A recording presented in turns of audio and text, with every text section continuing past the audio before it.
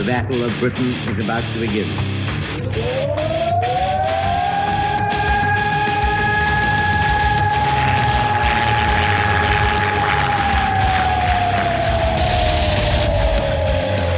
right, we got tanks up there.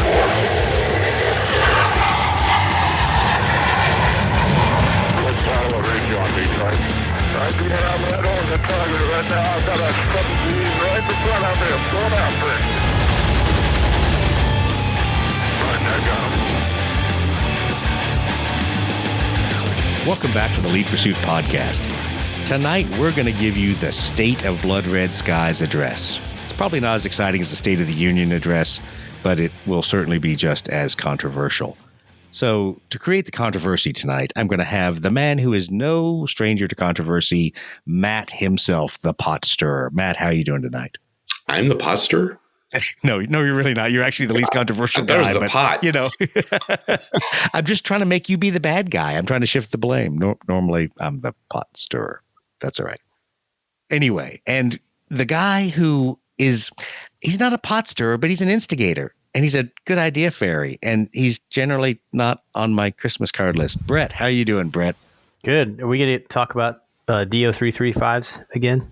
We should. We absolutely should. I always like to poke the bear with that one. The state of the game is we need DO335s. And if we don't get them, I'm right there with Brett. That is a gorgeous aircraft. And Steve, where are you, man? Like, come on. You didn't. It's time that we call out Blue Falcon and say, Blue Falcon, we need the DO335. Everyone else has failed us. You're the only guys that can save us. You're our heroes now. So Blue Falcon, I expect that to be released. Hopefully Steve will be joining us. Maybe he'll hop in here and come off the top rope and tell us how we're all wrong and we should just get good. But anyway, the things we want to talk about tonight, the state of the hobby, the state of Blood Red Skies. We talked a little bit before we hit the record button and started going with the final show here. Guys, I think it's an interesting place we're in. You know, there's a lot of people who talk about quote unquote games dying, you know, or that game's no longer supported. That game, you know, it doesn't have any manufacturer support. But in the world of 3D printing and fan fiction and fan scenarios, does any of that matter anymore? Does anyone care? You know, I think that could be measured in what we've seen in response to the Vietnam stuff and the Beyond Megali stuff. Like, people seem to be really excited about that, and seem with apparently they don't realize that Roger and I are idiots. Literally, well, I mean, there's that, or they do and don't care. I mean, well, that might be the answer. But everything that I've seen posted Vietnam level, everyone seems to be really excited about, and people seem to really want to play the games. I haven't seen very many games posted outside of LPP right. or the events, but whenever we've played an event, everyone has a blast. So I think that says that the desire's there. If the manufacturer support isn't there, I don't know if it matters too much.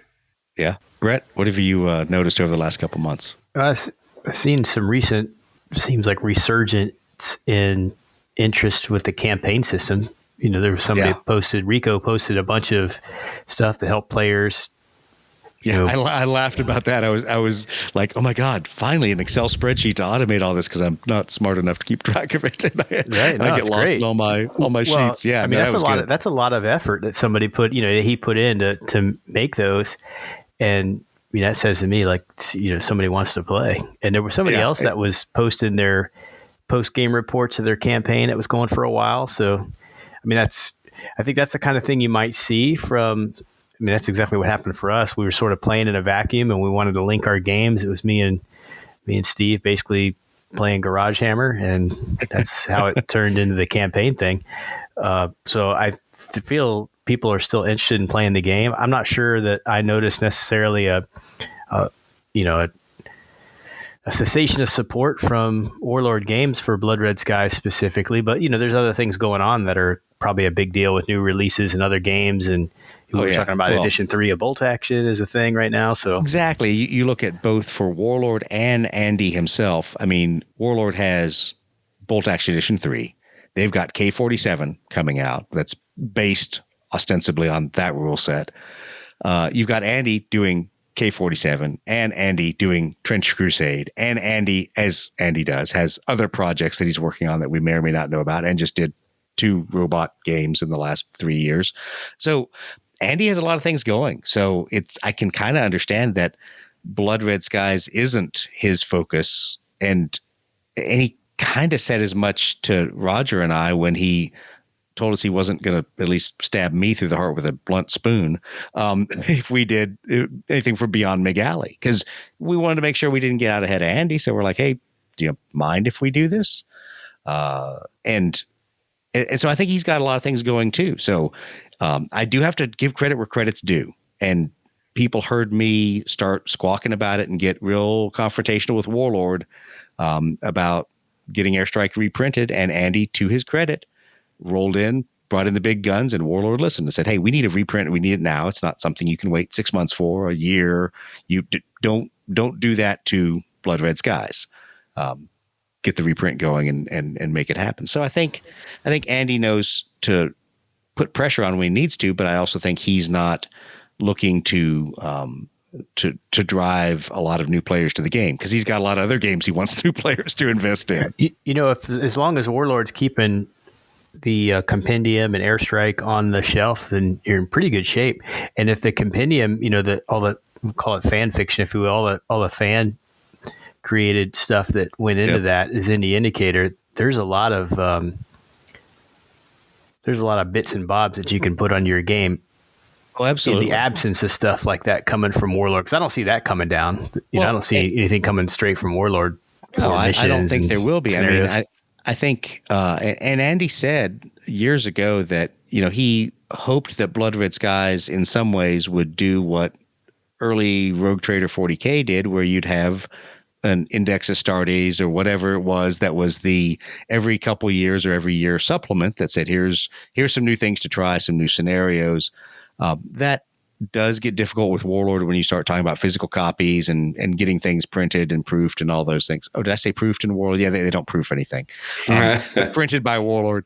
But you know, is that even, do we even care if it's, you know, necessarily an official Warlord Compendium 2025? I'll make the case that if the Ready Room got together and said, you know what, we're gonna put together a bunch of scenarios, whatever, throw it on Drive Through RPG, and the $2 or whatever we make is going to go to the, you know, Homeless Cats Foundation of Northeast UK.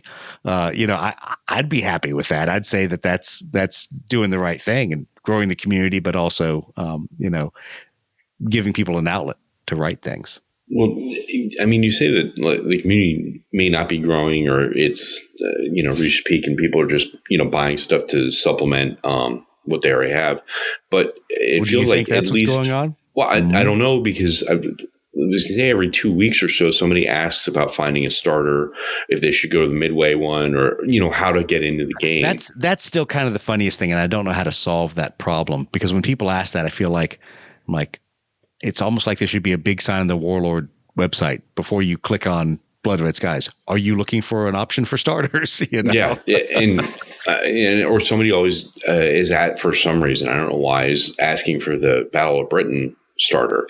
Yeah, it's like, no, do that. Those are the I have really a bunch tiny of airplanes. I'll mail you. Yeah, exactly. You don't need that thing. There's better options, even if you go just all Warlord, right, with them. So it's kind of. Oh, let me introduce a shameless plug. So, shameless plug coming to a vendor hall near you, because we haven't seen Warlord re-release Spitfires. They haven't re-released 109Es or Fs. They've only got Gs. We have not seen them re-release Yak 1s. All the bendy plastic, P51s, all the bendy plastic is still gone.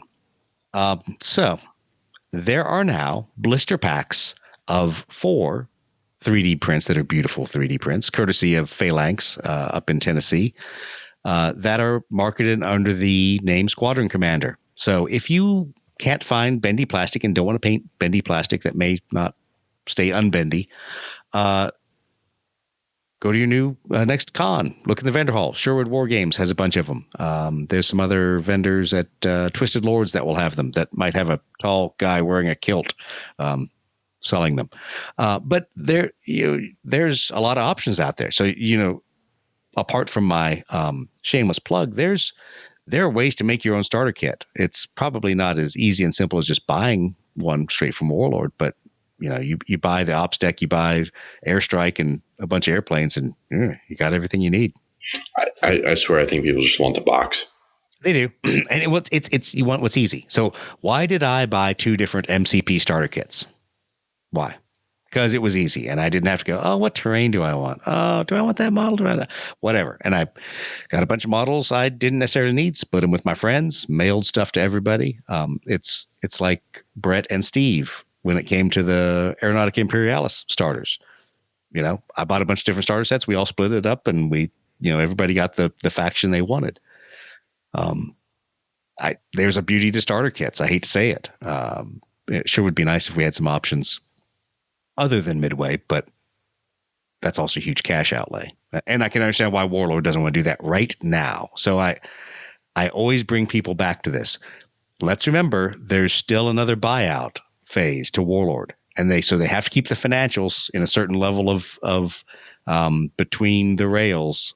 If John Stollard wants the rest of the buyout to go and wants to step away from Warlord 100%, because right now it's only a partial buyout with Hornby.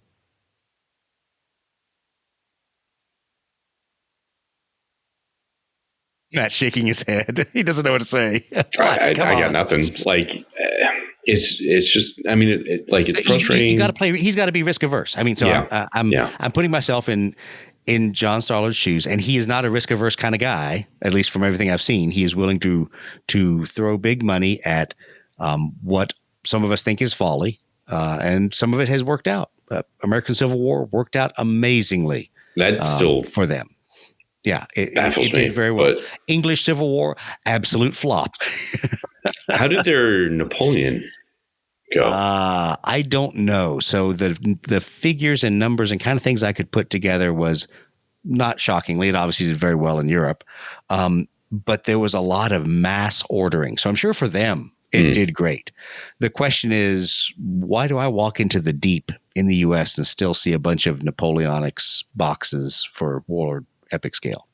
So you don't know how far it's sold into the community, but if you're Warlord Games, you don't care. You got your money back already. You sold it to the wholesalers and to the retailers, and you move on to the next project. So I think, unlike English Civil War, that didn't sell near as much across the world, I think Napoleonics, they probably could wash their hands of and say, hey, we broke even. Do they have anything that's bigger than Bolt Action? No, Bolt Action is the cash cow. It is the cash cow. New edition coming out. I mean, that's the hype, right? Yeah. And as I was standing there reheating my sad tacos for dinner, I was thinking about the economics of that, and the fact that, with Bolt Action 2 and then into 3, Alessio really brought over a lot of the 40K crowd into Bolt Action. And that kind of has made it their cash cow, because it's not the usual Grognards and the people that Warlord Games was built to support. John Stollard really built a company that was the smaller, not necessarily smaller buys, because it was people that had a lot of money, but it was, not the 40K style buying an army and changing over your army quickly. So it's people that were buying thematically. So I do wonder with that, if this is like a kind of broad stroke wargaming thing, if there's a generation of former 40K players that are starting to branch out now, and the first thing available and approachable is Bolt Action. So I was listening to Tabletop Minions today, and one of the points that he was making was there's a lot of people that are out of wargaming because of the money. And that they jumped in, they got into 40K, they literally blew their wad, spent their money. 40K is not a cheap game to keep up with, much less just to get into. And so what do these people do? Well, you hang out and you watch YouTube videos, or maybe you go buy something else and paint it. But you can't be competitive. You can't be in the thick of what the meta is, And that discourages a lot of people. And I think, based on what I've seen in the Huntsville community, there are a number of those people that are collateral bolt action players because they can borrow someone's army. Because people who play bolt action are like 40K players. You acquire multiple armies. It's like Team Yankee. And I'll give credit where credit's due. Going and playing Team Yankee / 7 days with Scott Atchison, the man who I think had 9 armies when I walked in there to play it. And that's not counting his Flames of War armies. Scott, thanks. That was awesome because I was able to pick and choose what I wanted to play, and it gets you into a game with $0 up front. Not saying I don't have a closet of shame full of Team Yankee Flames of War miniatures. But players like that can cross deck people into other games pretty quickly. And then you figure out what you want to spend and when you can spend it. And you actually buy an army that you like. But I think that's been the success of bolt action, at least in Huntsville, is we have a few key players that have multiple armies. Well, so I mean, there's that. There's also the kind of benefit of it being a historical game. You buy the basic troops, you buy, an artillery piece or machine guns or maybe a tank. At the end of the day, like some stuff might get nerfed, stuff might get, switched around or anything, but your base core is still going to be the same. You're just adding to that base army. Like if you play Italians, you're probably always going to have basic Italian troops and then either like the Basiglieri or mountain troops or something like that as an add-on specialist troop. Well, but at the end of the day, you're just kind of shifting stuff around. Well, because I don't know how this shifted with V3. Did the Force org, for lack of a better term, change significantly enough in V3 with how your lists were put together? I don't think it did. I think people were kind of moving stuff around in their army, maybe taking a little bit more of some stuff, a little bit less. But it's not like a 40K change where you've got to get a whole new codex. Oh, yeah, and they've released 12 new units. Oh, and everything's based different now. So it's not that drastic of a change between bolt action. Is there a market maybe would it spark maybe, I don't know, just kind of the good idea here. Fairy is working over here, I can tell. We started a little bit about the lack of a decent starter set, right? And it's hard to have a single starter set that attracts everybody, right? Because you have either Japanese and United States and Pacific Theater, or you have, is it possible, even if it's a third party kind of thing, to have sort of a modular campaign-esque starter kit, like a box that holds a certain number of aircraft, and you can kind of customize that for the 2 factions you want in a particular theater, perhaps, and then you could have expansions that follow that. I've kind of thought that through for just because of the campaign thing. We've talked about it for years, you, me, and Steve, and I think that this is well in the pre-Matt era. Sorry, Matt. I was listening. Yeah, the tough part is always the economics of that. That by the time you go with 3D prints, you go with, okay, am I going to put it in foam to put it in the box? And then it's always the minutia that runs up the cost. Dice, acrylic tokens, acrylic templates, where they make their money, or I shouldn't say where they make their money, but where it helps Warlord is they have a single sprue that has all that stuff on it, and they have a bunch of punch card tokens for things. Yeah, if you have a ton of volume of the things, you can't. If you're trying to do it like made to order, there's probably not a lot of. The economics are tough at that point. Yeah. And to be honest, they're not tough if you buy in big volumes. But then, like you said, it's got to be modular, and that you are pitching in 12 dice and 1 set of templates and a bag of tokens or whatever. So it's doable. I don't think still with the price of 3D prints it would be competitive versus a Warlord starter set. But the point is you get what you want. So it's kind of like as I rolled through the line at totally blanking here at Bojangles today, and I'm there to pick up my chicken biscuit for me and a chicken biscuit for my wife and get my cup of coffee. And the dude gets out of his Ferrari in his pajamas to walk into Bojangles. There's a point where you go, it's not about all the other fancy stuff in the advertising. It's about the goddamn chicken, people. So it's the fact is, if you offer people airplanes and tokens and things they can play with, they're going to spend the money. whether they have the money or if it's an outlay for them. So if you have disposable income and you can buy chicken sandwiches at Bojangles and drive your Ferrari in your pajamas, then you can buy a bunch of starter sets. So you're saying if I start eating at Bojangles, I can afford a Ferrari? Probably not, considering I think I spent $14 for 2 frickin' biscuits and a cup of coffee. So you're saying if I eat at Bojangles, I can already afford the Ferrari? Yeah, exactly. Okay, it's like 40K. If you show up at the 40K tables, you could already afford to spend all the money to play.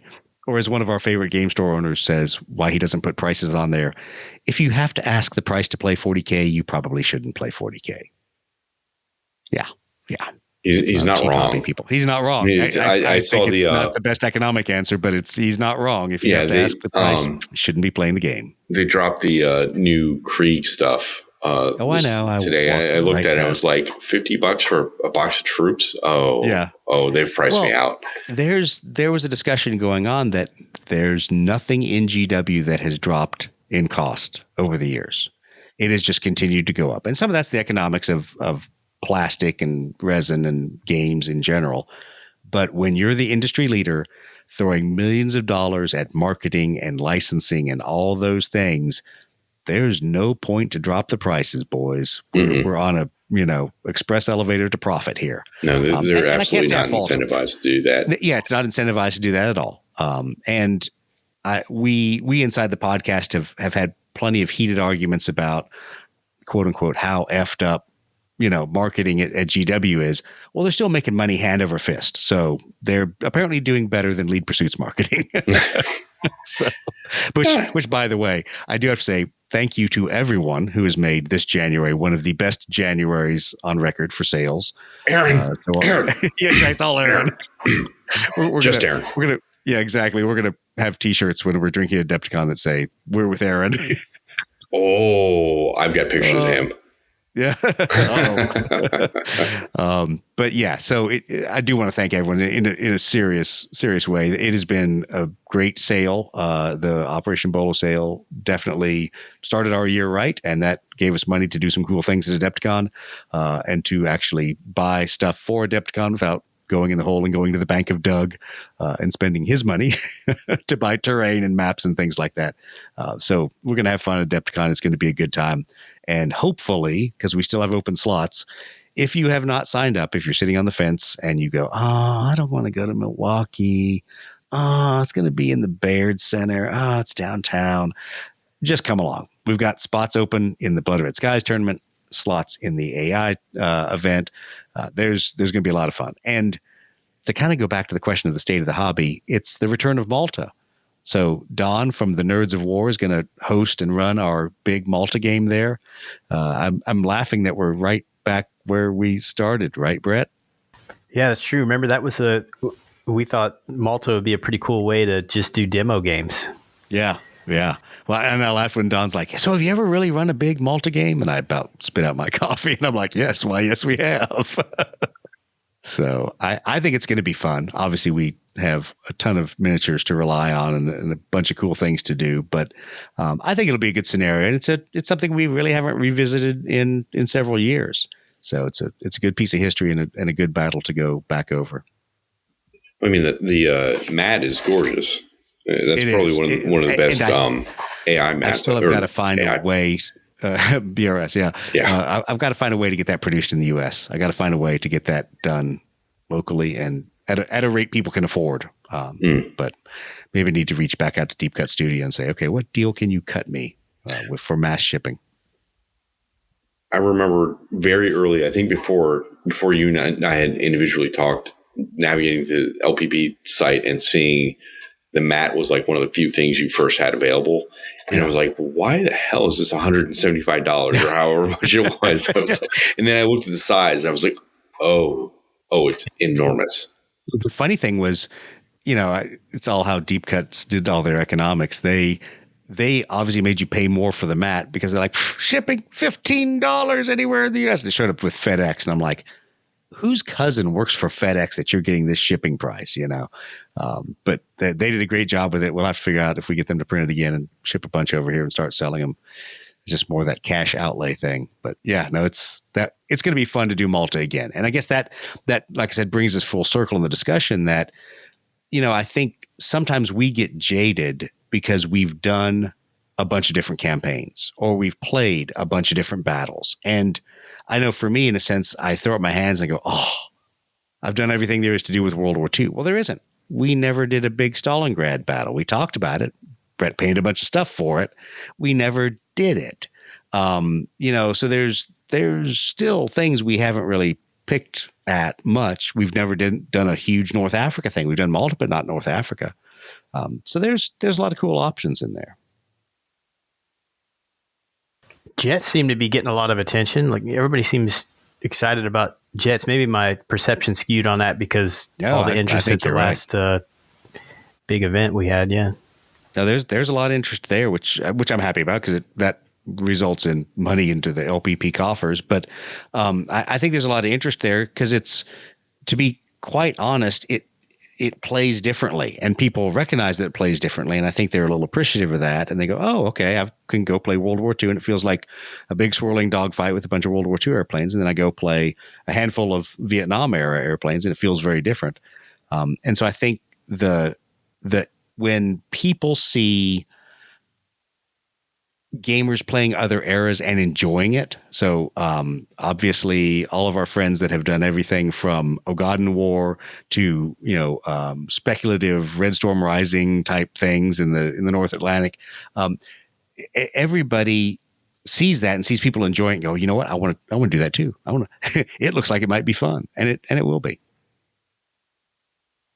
Now the question is, how many more models do I have to make Matt paint? Oh boy. Yeah. Just no more A7s. At least not the Aerogen ones. We're done.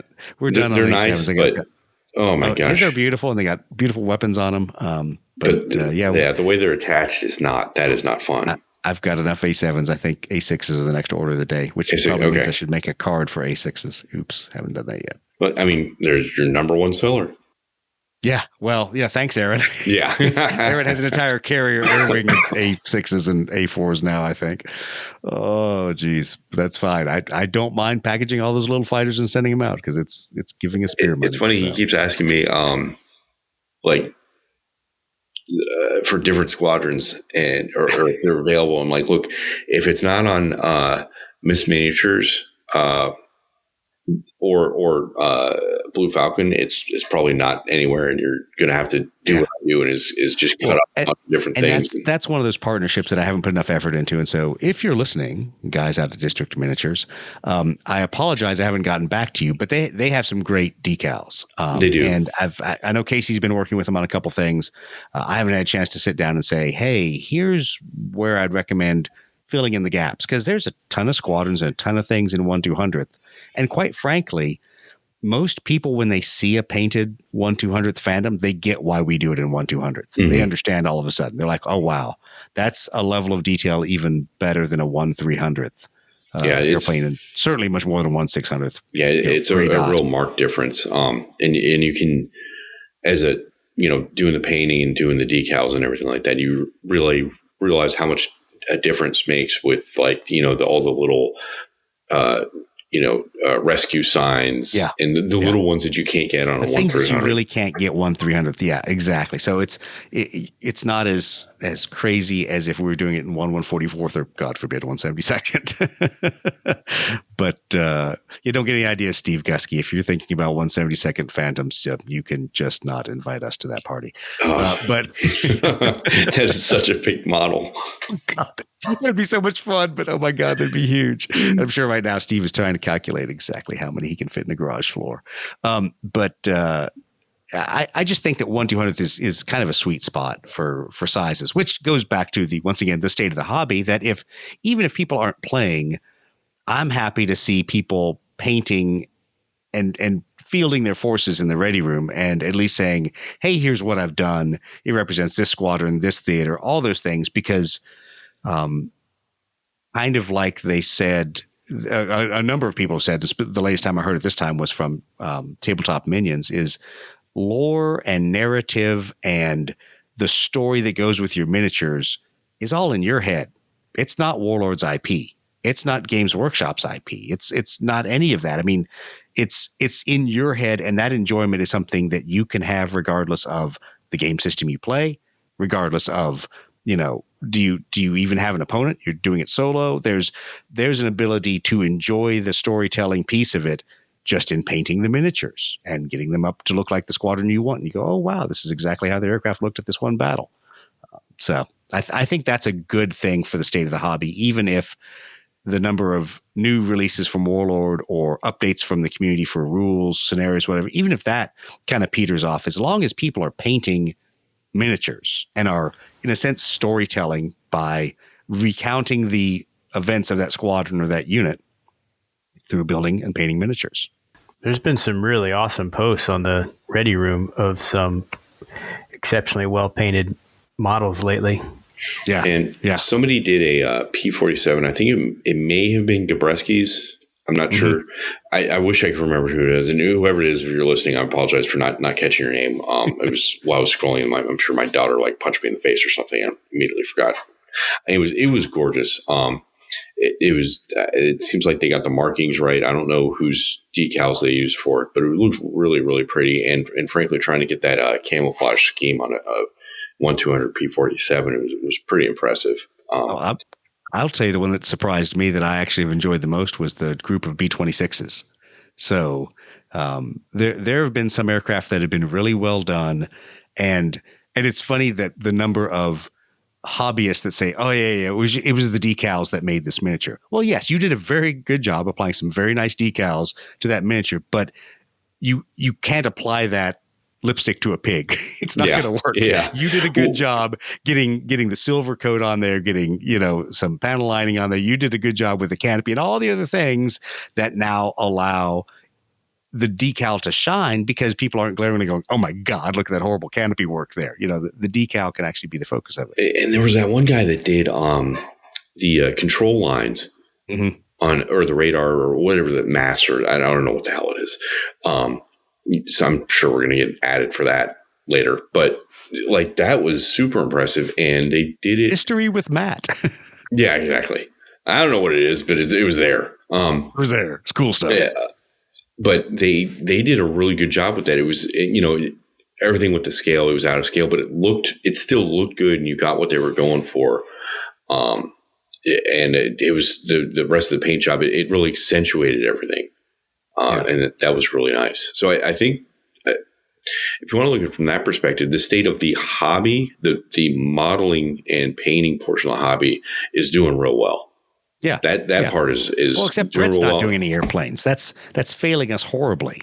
Brett, what are you going to paint next airplane wise? Come on. I know Adepticon's a little over a month and a half away, but I probably won't get any planes done before Adepticon, but my the collection I'm probably working on is allied stuff for Malta. Yeah. Well, and all the weird things like that, one-offs, big planes and stuff that showed up at one point or another. Well, if you show up to Siege of Vicksburg, and if you're hanging out with Mike Lewis and playing the Furball, you get to see the amazing work that Brett did rebuilding our Furball collection and repainting our Furball collection. So thanks for doing that, Brett. I appreciate that. We've now got it in its own Blue Falcon Hobbies foam.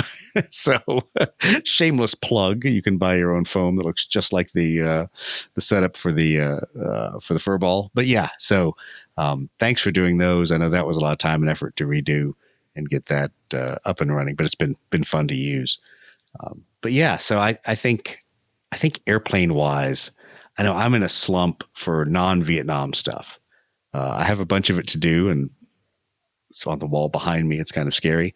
I still got a lot of Aeronautica though. That Aeronautica campaign is taking my time, and it's a fun waste of time. I am enjoying playing Game Master to a bunch of fighter pilots who want to shoot stuff. I mean, that was a lot of fun. Then actually, after I played that last one-off game.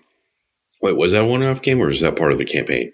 The one that you were in? No, that was the opener of the campaign. That was the opener of I had no idea. Of the Taxilla Coil campaign.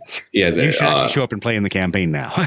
Yeah, I know. Well, I was going to say that actually inspired me to break open my Aeronautica stuff and paint that. and then luckily that didn't actually need to buy anything else because I've but you still did. You still bought other things.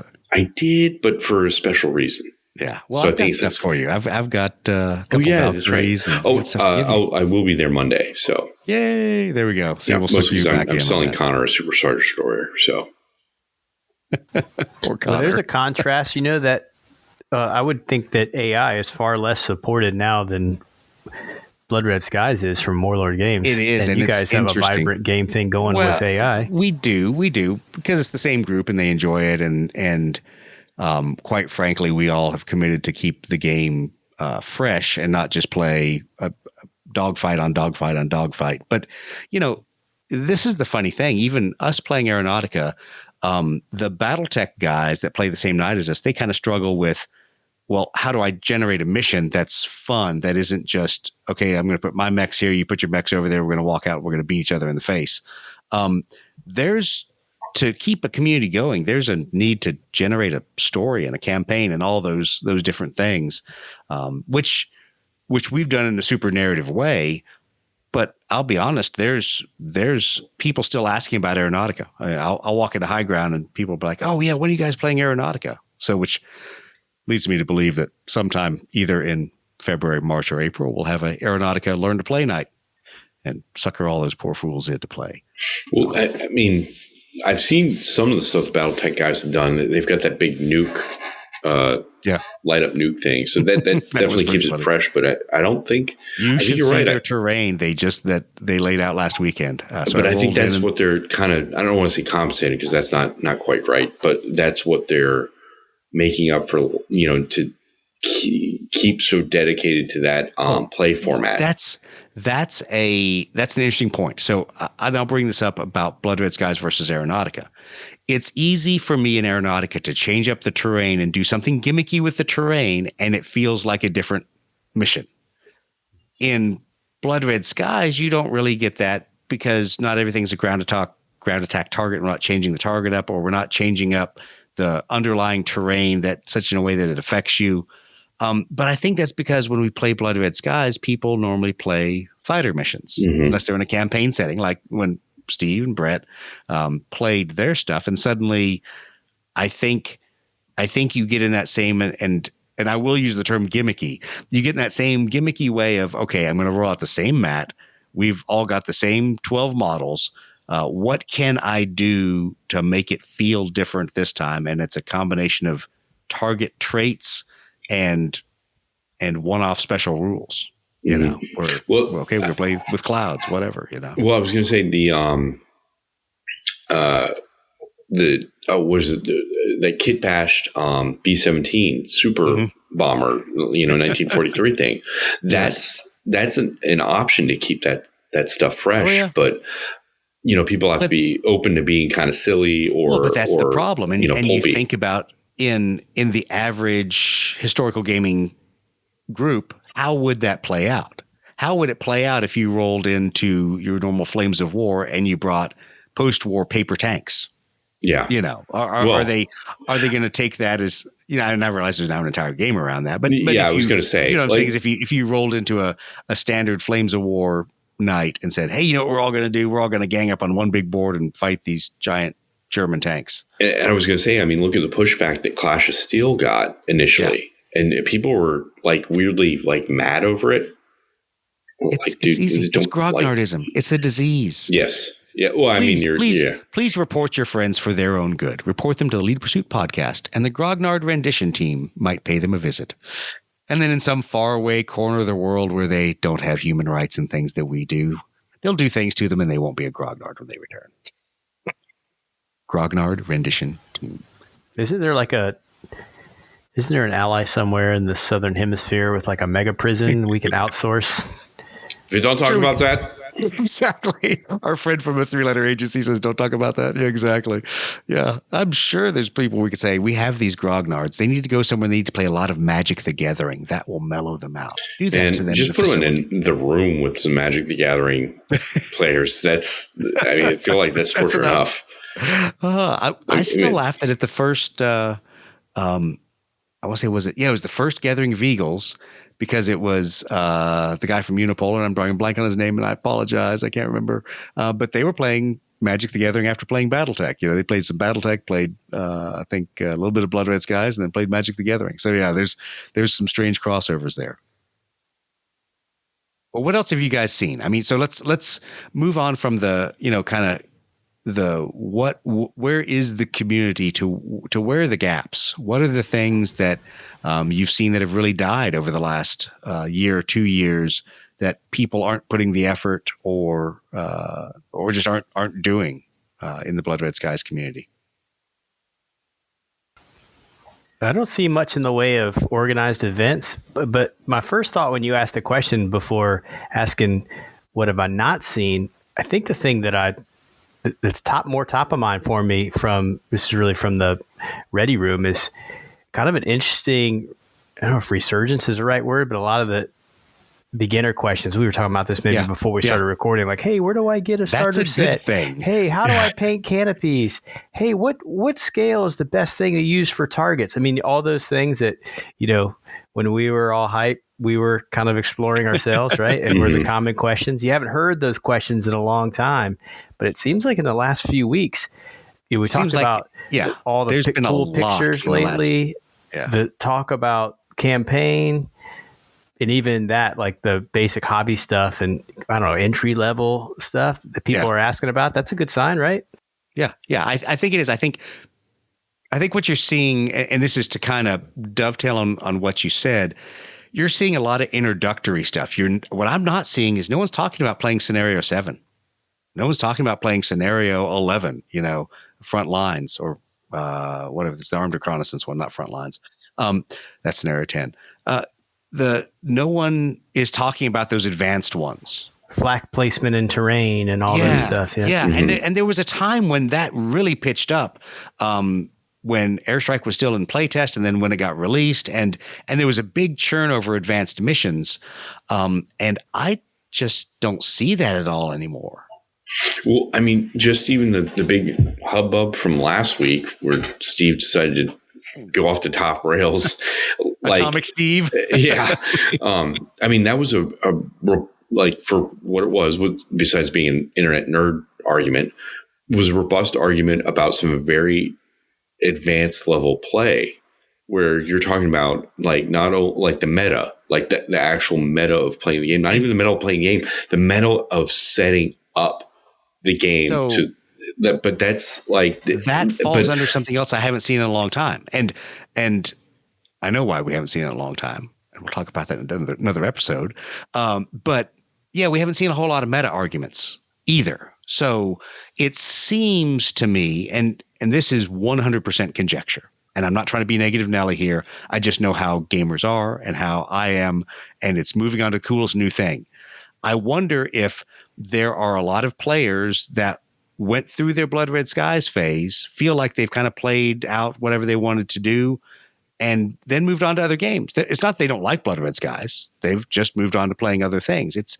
Blood Red Skies isn't like 40K. It's not a life-consuming game. Well, unless you run the Leap Pursuit podcast. But for most gamers, it isn't. And so I see some of the same names and some of the same players are there, but there are people that I've not seen interact in the Ready Room in years. And so it leads me to believe that a lot of the original cadre of people that really went through all the levels of the game might have moved on. Well, and is that a bad thing? I don't know. But it's also a good, easy game to pick back up. Yes, absolutely. I've said this before on this podcast. I always have. Well, it's the frustration I always have where I'm like, why don't you people play this at a con? Oh, because we play it in our local gaming group every other month.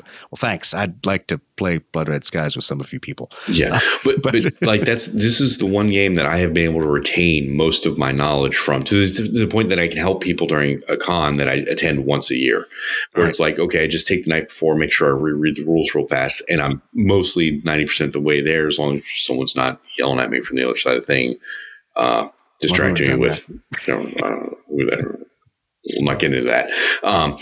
But yeah, I can pick this back up And that's the thing. It might be the same people, but it's the same people in phases as we get new people kind of, touching on it and be like, okay, I painted Squadron. I'm going to go play 6 other games, come back. Oh yeah, I still remember how to play this. Hey, that'd be cool to have another Squadron. Right. And that's kind of what I would hope, is that we keep the Blood Red Skies veterans out there, and they're still helping the community. But dude, if you want to go play whatever, I'm trying to look around something new that I bought that wasn't a role playing game. I've become that nerd. If you want to go play some Bolt Action version 3, knock yourself out. But I would hope that people would still hang out with the community and influence the community. And in a sense, maybe that's where some of the convention games transition to, is they could be larger, kind of one shot, but big events. Because Blood Red Skies does play quickly in a large format. So maybe doing things like Malta, or doing things like when we did the big Mig Alley Korea set 2 years ago, that give you a chance just to come in, play a really cool game, bunch of people playing, bunch of airplanes, and you check the Blood Red Skies box once a year, and you move on to your other stuff. But you're there to mentor the new players, because we'll do this at the Malta game just like we did it for the Korea game. We're going to pair people up, and you're going to have a wingman, and we're going to put experienced players with inexperienced players, and that way the expectation is you help them out as they have questions. They're on your team, so. I think that helps get people over some of the initial hurdle of how do I move, how do I shoot, what should I do here, Yeah, and to Steve's point, I do think people are still very interested in jets. I was just what we were talking, scrolling through the lead or rather the ready room. Every other post, it seems like, is a jet. There's a guy that has a Vulcan. Jets. I don't know where this guy got the Vulcan from, but there's a Vulcan. 1/200 scale. Yeah. Yeah. There's some, there's stuff for aircraft that I'm fairly certain have never fired a shot in anger. Oh yeah. Before. Oh, yeah. There's a bunch of, Saab Drakens. Yep. Gee, I'm not aware of them shooting anything ever. I could be wrong on that. Again, somebody's probably going to at me, but whatever. So there's a variety of interests there. A lot of people are posting a lot of things. Some names I don't, recognize from it's not the same people over and over again. So right. I think you're right. Maybe it's all coming in phases. That's been the good discussion I've had with a couple people offline, is that they are new to the game. They're people who have very specific phases of aviation history they like. So they're not like me, that I like everything except for World War I, because who cares about paper airplanes? But they have a very narrow focus. So now that there is Blood Red Skies that takes you from World War II, ostensibly pre-World War II, World War II, Korea, post-Korea, Vietnam, I think we have a wider draw of new players, rather than it really was you had to be a World War II aviation buff to want to get into Blood Red Skies. So I think that's a good thing for bringing people in the era they want to play, and then hopefully they pick it up and go, oh, you know what, I'd like to try a different timeline, something else. Yeah, and I mean, we've said this before. The buy-in for the game is so low for miniature wargaming. We all sell that lie to people. It's so we low. do. You just need 6 airplanes. Shut up! You run a store. Shut up. Exactly. Just buy these 6. The only 6 you'll ever need. Yeah, that's it. You're done. Yeah. You're done. I swear. First hit's free. Suckers. Yeah, exactly. But you make a point that it is a low barrier to entry game still. Yeah, and oh gosh, I had a thought and I just lost it. But it also helps that Steve Gusky is every third post saying something about something. Brett's got a cat. Yes, he does. He's one of those cool guys now. You want a cat, don't you? Yeah. No, I don't. You totally as it turns out, we're probably all allergic to them, so that's cool. No, you're not. It's all in your head. Cats are wonderful. Your feline overlords will be nice to you. I'm not having an animal in the house that is going to potentially eat me if I go unconscious for a little while. Come on, just think of it as the circle of life. But simple. Oh, poor Brett being totally overrun by his cat. But I think there's also a point with some of the new players and the game that we've also kind of hammered out some of the pain points. And there is an FAQ that, as much as we argue about the FAQs, it answers some of the big pain points of the game. It does. There's still competitive things that need to be ironed out. There's still some card interactions that it would probably be nice if Andy came out and told us exactly what he was imagining. But quite honestly, the game's gotten big enough that he may not have envisioned some of these card interactions. So, I think to kind of segue over onto the FAQ point, that was October of 23. It's time for another FAQ. So, dear Ready Room, please put out an FAQ. Because we did on Lead Pursuit, and I probably won't be getting a Christmas card from Andy in 2025 because I put that FAQ out there. But we had to weigh in and make some decisions for competitive. So it was not meant to offend, hurt feelings, poke fun at. It was meant to just make a baseline for tournament execution. And I'll still get hate mail anyway. I got hate mail from the last one. I got hate direct messages. It was awesome. So that's impressive. Somebody took the time out of their day to send you hate mail. It wasn't about, your face is ugly and your breath smells. Yeah. I'll take that because that's factual. But no, the fun part of having a large number of friends who are competitive gamers that also occasionally have played Blood Red Skies is there's a lot of people to staff tournament rules out to. And I did, and I got some hateful responses, and my favorite ones usually are well, are you going to solve that problem I pointed out? Yeah, I'll get right back to that one. Sorry, dude. Big question. Your number one priority was not mine. Did anyone rip it in half? No. Sadly, nobody did. So no one's given it the Doug treatment. So that's all right. So recently I gave the Doug treatment again, and I can call him out here because he's got a thick skin and he'll laugh a little bit. So I kind of did the Doug treatment to Mitch Reed's comments on Beyond McGalley. And in all fairness, Mitch was trying to be helpful. And Mitch, I love you, brother. I know you're trying to be helpful. You slept through the brief. You didn't pay attention. And so I felt bad because I sent back a document with track changes turned on and all kinds of red angry things and comments that said, this is not what we're looking to do. But once again, the reason Mitch sent it to me is he has people playing Blood Red Skies and playing Blood Red Skies Vietnam that are hungry to do other things and to add other stuff into the system. So cool. Write your own rules. It's awesome. How many times have somebody asked, well, where's the F-14? Oh, I know. That's why you and I have both talked about that extensively. It's like, this isn't Top Gun, man. Like that's the only time this works. I want the MiG-23 in the game, but it means I have to answer the swing wing thing. And my 2 F-14 fangirls that are going to step on me with both feet as soon as I nerf the F-14, that's all right. But that's okay. I know who those two people are, and that's okay. I know you girls love F-14s. Yeah. I mean, everyone loves the F-14, but like I do. But maybe you want to play Red Storm Rising. Not yes, that's the game you want to play with an F-14, not Blood Red Skies. Yeah, but and Roz and I were even talking about that the other day. Though we were just talking about the iterations of her Jet Age rules she went through, and she and I were talking about this latest iteration of Beyond McGalley, and to me this is one of the points of community. Roz has been doing a lot of other things other than Blood Red Skies. She's got a game that's about to release, a Starfighter game that we played an early version of. Oh, yeah. Back there in Pax River. Yeah. She and her team are getting ready to finally put that all the way out. And that's a great game. It's a lot of fun. It still makes my head hurt sometimes with Newtonian movement, but I think I understand how it works. But the fact is, she still comes back and offers insight to the community, which is good, which is what we want. I don't want Roz to be playing Blood Red Skies every day.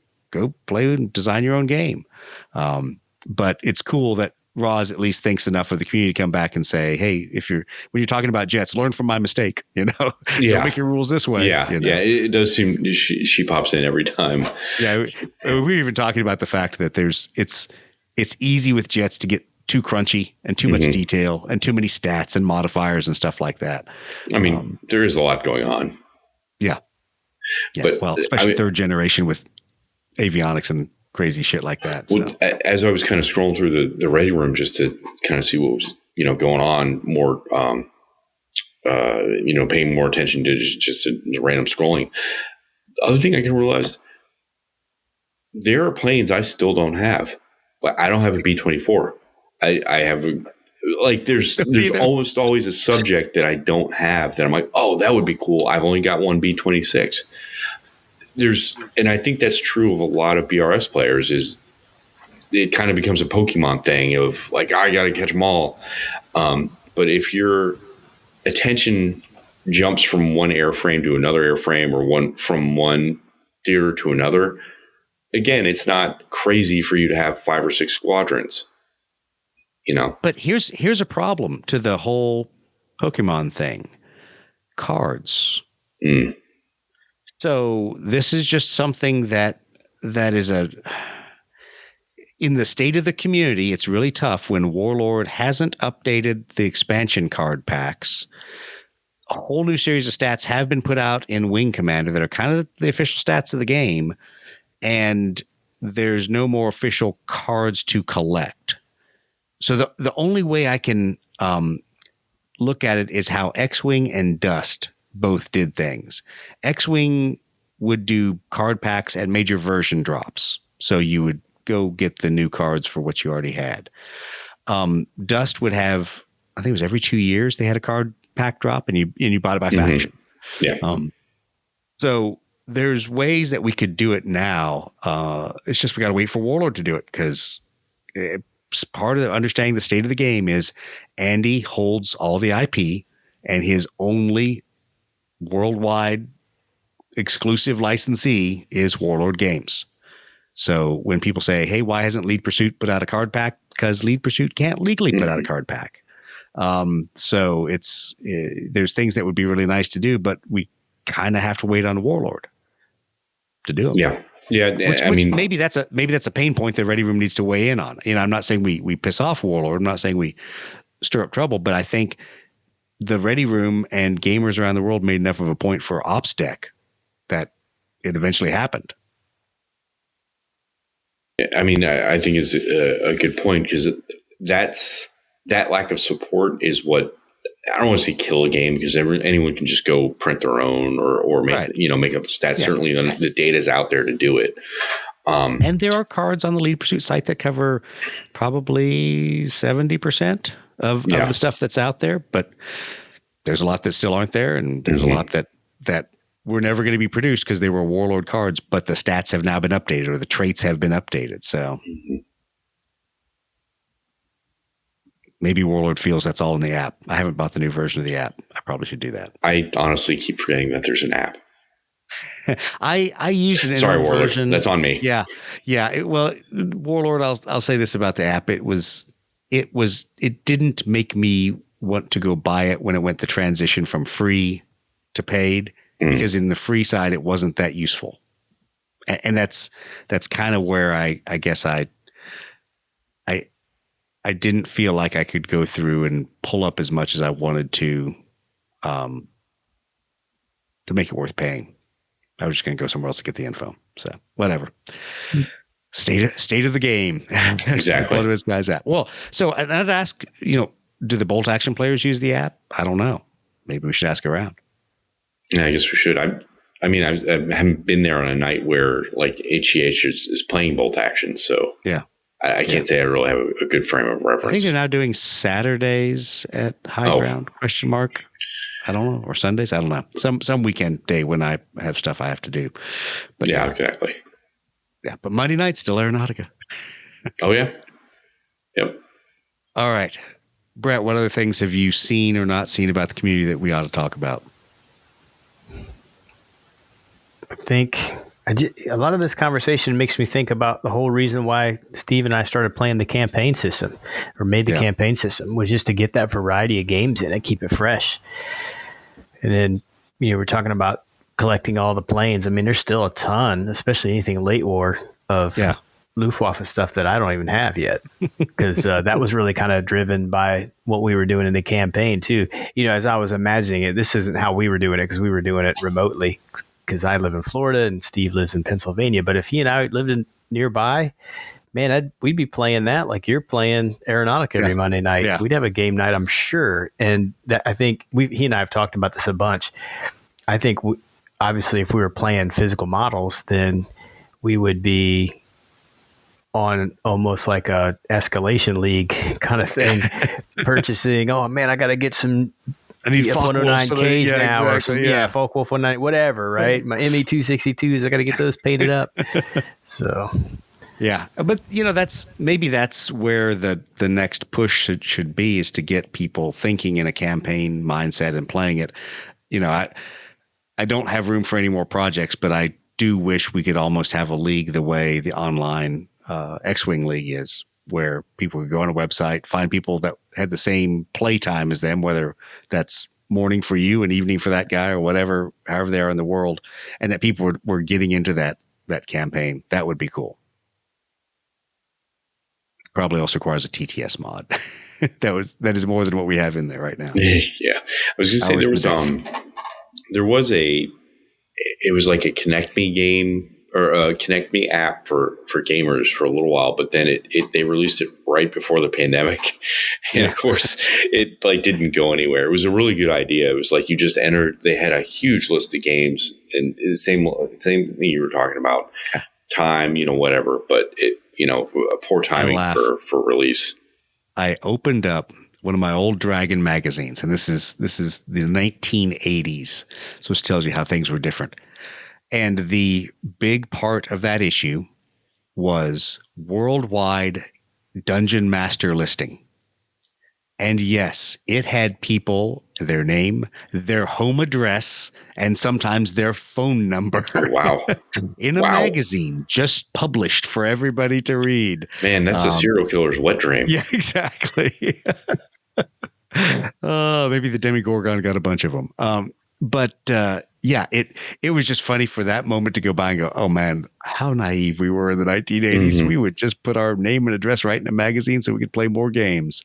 But that's kind of one of the problems is in a world where FLGS attendance is a little fractured still post-pandemic. People kind of go to their place and they don't make the rounds, and they don't unless their organization plays at different game stores, they probably go to one game store.